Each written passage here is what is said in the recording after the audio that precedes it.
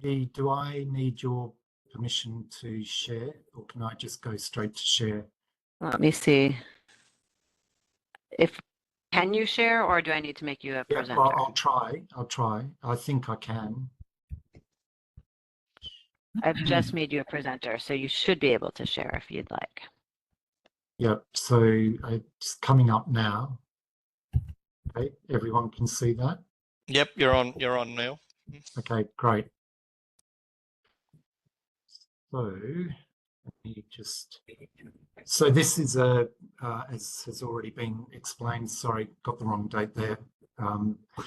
But this is a presentation for Global Membership Council about the outcomes of the inaugural Building Safety Day, which was celebrated on the 22nd of May, not the 20th of May. So apologies about that. In terms of an overview, the launch has happened in the context of Building Safety Month. So the ICC deliberately chose a day that would coincide with the annual Building Safety Month, but it is a distinctly separate activity, even though, of course, we want it to have a linkage with Building Safety Month, but we don't want the two to get confused, particularly with the international audience potentially getting caught up in the understanding of this is about a day, and then being unfamiliar with a Building Safety Month. We want to avoid that confusion. So we made every effort to do that this year, and that will have to continue into the future, but we don't want them to be entirely separate because of the connection about them occurring in the same part of the calendar. A key part of International Building Safety Day is to try to ensure that it is not about the ICC. So, and this isn't intended as a criticism. It's a deliberate objective that this is not about promoting the ICC. It's a very, if I could say, philanthropic sort of exercise, but it won't operate. It won't happen without the ICC's support, and I'll come back to that later on. At the same time, we need to avoid it having a US-centric mindset. And again, that's not intended as a criticism. We're just being upfront and understanding that if this is to appeal to an international audience, it can't be just about promoting US themes or repeating the sorts of activities that have worked well in the US, but may not work so well in an international community. In other words, we've got to allow local activities and initiatives to develop from the ground up as they work within each of the international jurisdictions that take this up and have an interest in it.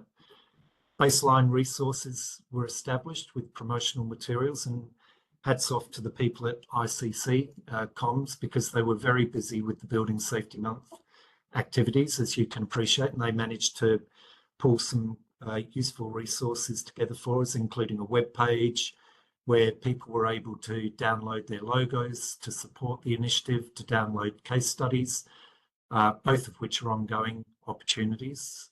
There was social media posts, and there were suggestions about what sort of activities organisations could get involved in. And again, I'll come back to that.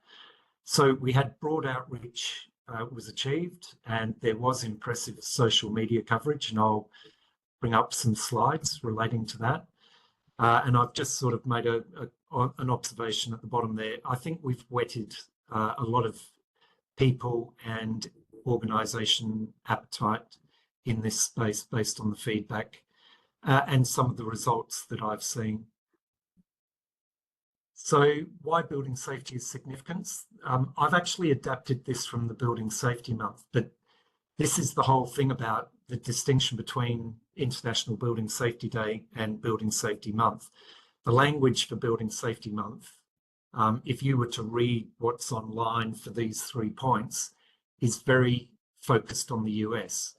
So I'm using this as an example, and I'm thinking ahead to future activities about how you can actually use the BSM resources, but adapt them so that they have more resonance to an international audience. So the 3 key themes of BSM spreads awareness, adds value to life, helps those in need. But there's no reference in these paragraphs specific to the ICC, I-codes, or anything else related to Building Safety Month. What is International Building Safety Day? So this is taken directly from the web page that was created for International Building Safety Day. And the quote, "Building safety is no accident." We can credit Dominic Sims for that at the top of the Sydney Harbour Bridge, where a number of us climbed the bridge with Dominic and spoke those words, not at the time anticipating that there was going to be an International Building Safety Day celebrated this year. But I think it's a wonderful catch cry that can potentially be taken forward. So read that at your leisure. Go onto the website. I've given you the link. Judy's sharing this, and we can share, recording this, and we can share. So that's all available for you. So here's a slide that just captures who, at the time of the 22nd of May, had signed on as support organisations. And obviously, we want to keep them going forward. We also want to expand the list. And I know from my own communication with other organisations in Oceania, there are at least half a dozen that I can think of that will be interested in joining on next year.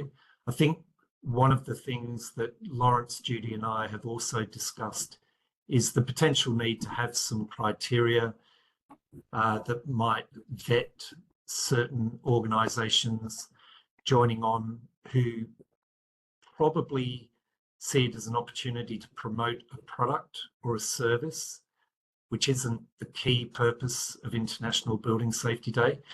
Now, we don't want to discourage them from being involved. There's nothing wrong with them expressing support, but we want to certainly ensure that, for instance, case studies that might be submitted by those supporting organisations aren't of themselves being used as an opportunity for self-promotion of their products. That's not the purpose of the case studies.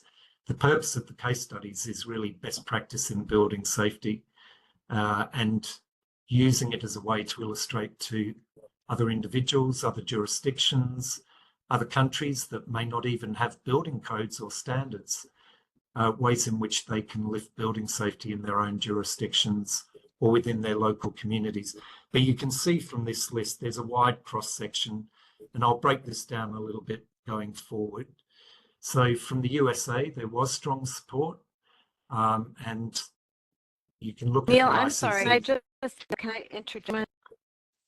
Yeah. Sorry, I just want to clarify that we're not limiting people from supporting Building Safety Day.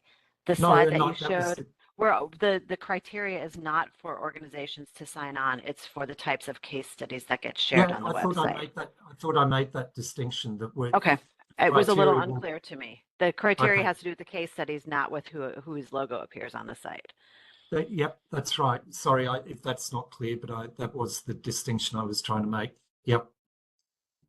So from within the US, the ICC was, as you might expect, the main instigator of social media posts and also through BSM itself in promoting.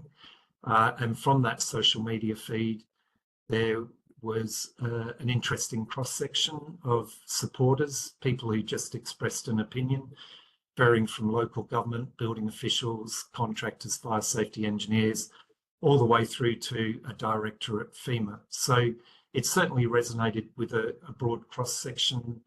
I would imagine many of those people are members of the ICC or obviously know of the ICC and hence are linked to its social media posts. There were a couple of US organisations involved. And I think that second dot point, because we probably, and when I say we, I mean Judy, Lawrence and I, when we were discussing this with the comms team at ICC, might have caused a bit of confusion because we said, well, look, we don't want this to be ICC focused. We don't want it to be US centric. and I think they then felt, well, so we don't want the US involved. And I'm not speaking on their behalf, but you kind of got the impression that we'd caused a bit of confusion for them. We absolutely want the US involved. We want the ICC involved and many, many other US organizations, but not to the point where it sort of overwhelms that broader international involvement, participation, and comfort in understanding that it's an international focused event. We did have other good support from international organisations such as the Alliance of Canadian Building Official Associations, Safety Fire Protection Engineers, the Consortium of European Building Codes or Building Control, and the German Institute of Professional Engineers. So they're just a snapshot, but the key point in that third point is that there is great potential to expand. And if I think about geographic regions, Africa, South America, Asia, there was no representation. So there's some target areas for outreach going forward. In the MENA region, here are 4 examples of Saudi and Pakistan organisations, Dubai organisations getting involved. At this stage, limited to social media posts, but it's a start. And as Judy said in her own comments, we regarded 2024 very much as a soft launch. We didn't want to be overly ambitious. We actually didn't have a lot of time in the lead up to the event. The key was just to get it out there, have it recognised, and then use that as a base to build upon. In the Oceania region, these are all organisations, both New Zealand and Australia, who identified either as supporters or subsequently posted social media posts, which were fed to them. And I did just want to pull up this analysis, and we don't have analysis for all of the. No, I cannot do it. I thought that might be the case. I was hoping I'd be able to draw on that, but let me just go to somewhere else.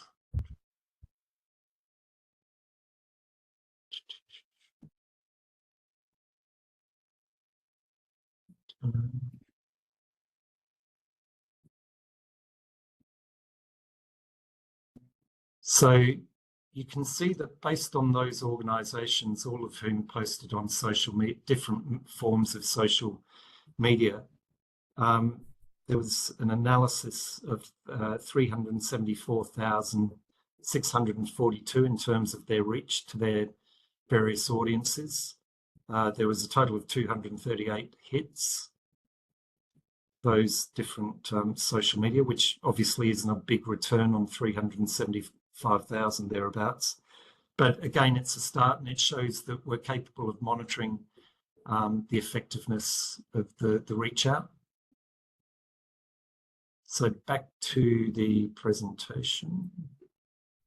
I did want to do a call out to Boynes in particular. So it was just by coincidence, but a very happy coincidence, that Boynes last week on the 22nd of May was hosting its annual conference and expo.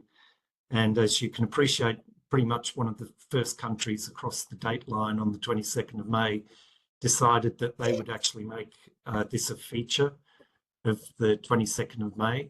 So in addition to doing a general announcement to the audience, they commissioned a pin, a lapel pin with the International Building Safety Day logo. There was a postcard that was developed by ICC Comms that was put on every table, as was the lapel pin, reinforcing the message of International Building Safety Day, and that's a resource that can be recycled for next year. And then at lunchtime, I was joined by the President and CEO of Boynes in doing a very short address to the audience about International Building Safety Day.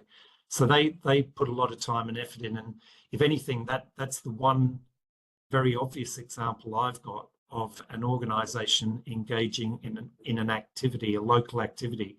So we know Building Safety Month is renowned for having, after 44 years, generated significant local interest and activities. We're not that far. This is our first year, but here's a good example of what an organisation can do. So in summary, or just in terms of next steps, it's important to understand that we've started this.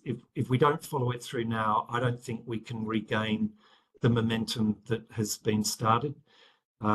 You can't pause for a year and then come back in a couple of years and say, oh, remember that event in 2024? Well, we want to start it up again. We've really got to get behind this now because we've got the support of a large number of organisations. I'm confident we can get many more. And there's an appetite for this based on the feedback.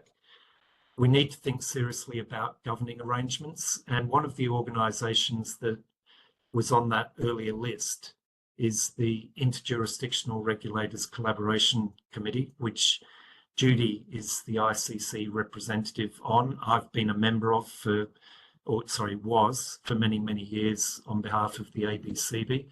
But what's important about the IRCC is that it's 15 international code writing bodies who share a common interest in building safety. It's pretty much common in their charters. Most of them are government entities. There aren't many that are similar to the ICC, if any. But the point is that they potentially form the nucleus of a group that could form some sort of governing body. Now, we have written a paper for the IRCC that was presented to them at their May meeting, and we've asked them to come back or give it consideration, and when they come back at their October meeting, to resolve on the degree to which, if any, they would like to be more heavily involved in supporting the ICC in developing this initiative beyond what it is to date.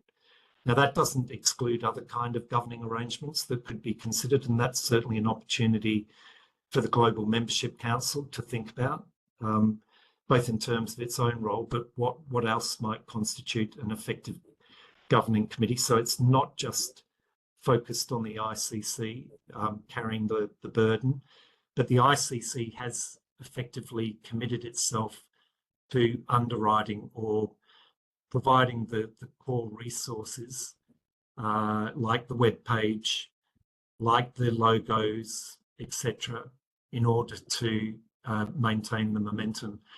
One of the other things I thought might be of interest to the Global Membership Council to consider, and again, I suspect this isn't going to work now, but I'll give it a go. If you're going to share something else, Neal, you need to stop sharing and reshare the new window because we didn't see what you were sharing before. No, well, it didn't work. I couldn't even pull up. Oh, you couldn't pull it up. Okay. Can you see that one though? No, it's because you're still sharing your PowerPoint. So you would have to unshare and then reshare something else. Okay.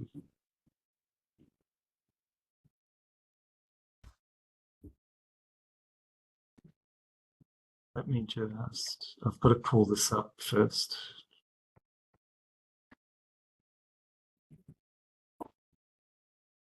Nah.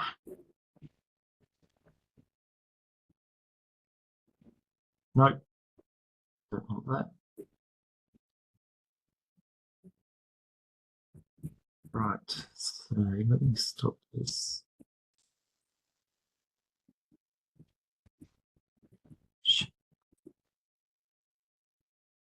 Now, where do I go?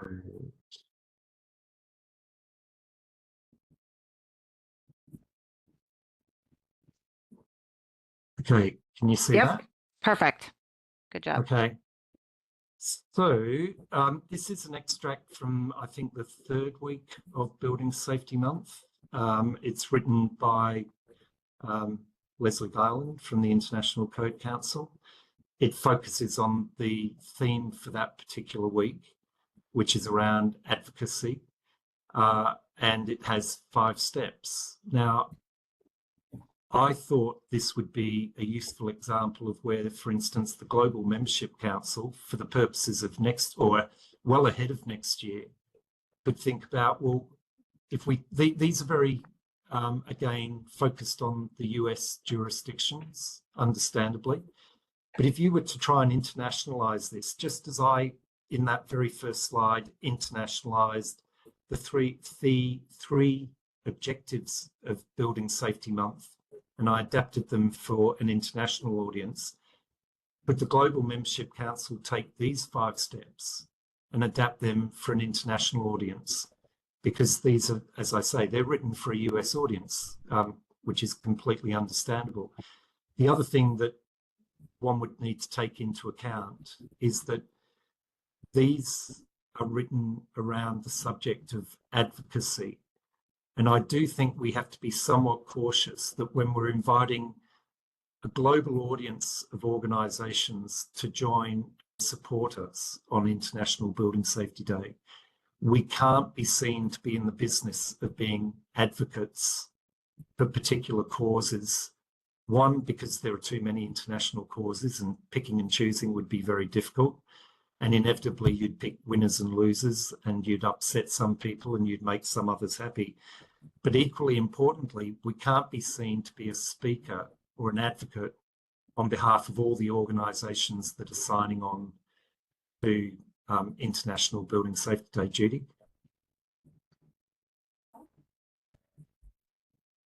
Judy? Sorry, I was on another page and I was trying to pull something up. You called on me quickly. I was thinking as I'm looking at this, Neal, that it might be really interesting to tie these steps to the use of the toolkit that we're putting together. The capacity building toolkit which is global in nature and perhaps even tailored more to an emerging economy context, or, to look at the ecosystem holistically and find out where the gaps are. But it could, if the global member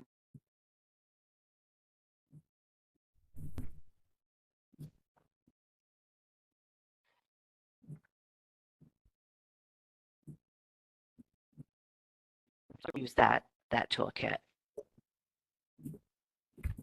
rather than the Flash website and the ICC adoption map. That's just my brainstorm. If I can just make a comment. I find these sorts of documents very useful, and I tend to share this sort of information with my colleagues through LinkedIn. And I think providing you use the words of, these are some items for consideration, then I think there is a lot of value. And I think the more that is shared, in have you considered this, have you considered that, then the benefits will start evolving, and then anything comes forward as development has got to be positive. Sure, but David, I think one of the opportunities that exists for us, particularly because we want to tap into the emerging economies as much as those countries that have well-established contemporary building codes and standards, is access to this sort of information on the website. So clearly it can be promoted through LinkedIn and other social media sources, but as, if you like, the single source of truth, or the place that we want to direct everyone to as a resource, we would want something like this. And there'll be other documents that obviously emerge over time, that they're clearly marked for people to access so that they can pick them up and use them or adapt them for their own jurisdictions.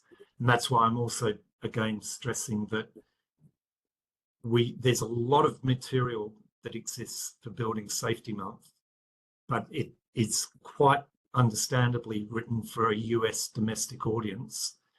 And what we need is to not reinvent all of that, but pull it apart and put it back together again for an international audience. And I think the Global Membership Council is potentially well placed to be able to do that.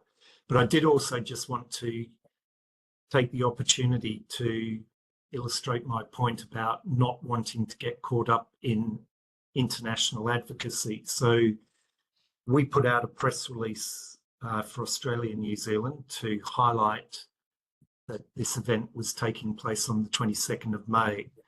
And we got contacted by a New Zealand journalist who wanted to, for me, to provide a comment on the New Zealand government's newly announced position on the adoption of international standards, which is, like many subjects, one you have to be somewhat cautious about.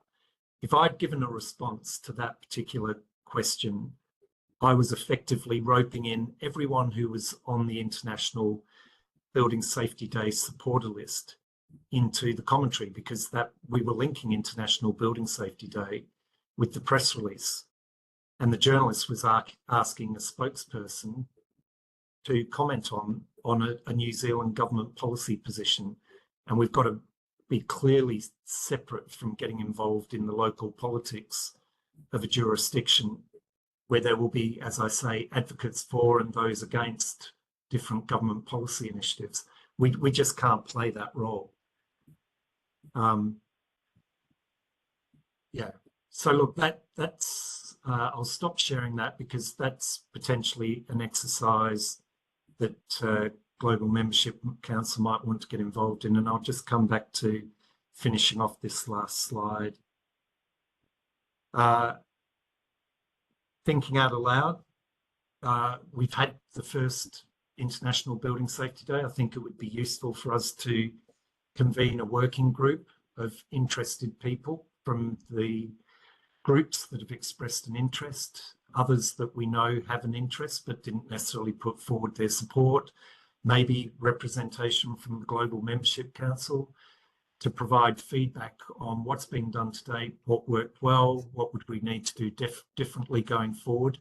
We need to do that relatively soon, because it won't be too long before we're back into thinking about what happens for 2025. And in terms of 2025, we need to broaden awareness ahead of that event into other regions and amongst other key organisations within our own jurisdictions. So we need to give thought as to how we're going to achieve that. And then we also need to think about how we can better promote local activities and initiatives to observe the day. So beyond just putting your name onto the supporters board, beyond putting in a case study, how can we actually incentivise and excite organisations and individuals in their local communities to use the 22nd of May as a way to broaden community understanding of what the day is about. Thanks, Jeff. Thanks very much, Neal. Yeah, look, I think it's something that certainly the GMC should sort of grab and be very much a part of it. You know, as I said, we have the contacts around the globe in our different jurisdictions. Questions for Neal? Anybody?